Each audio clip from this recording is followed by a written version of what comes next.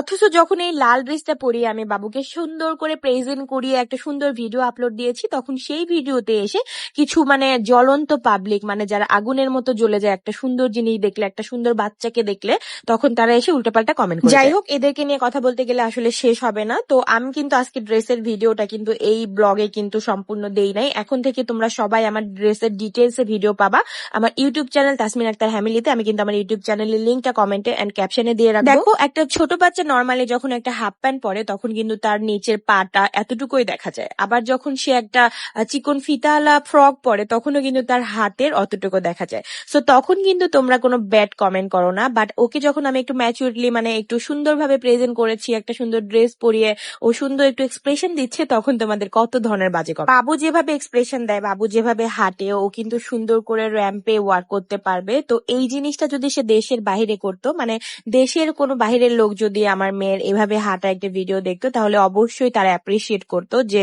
আসলে বাচ্চাটার ট্যালেন্ট আছে। বাট আপনারা এই যে ছোট ছোট ট্যালেন্ট গুলা, এই জিনিসগুলো চোখে দেখেন না। আপনারা আসলে ভবিষ্যৎ নির্বাচন করে ফেলেন যে 10 বছর পরে কি হবে।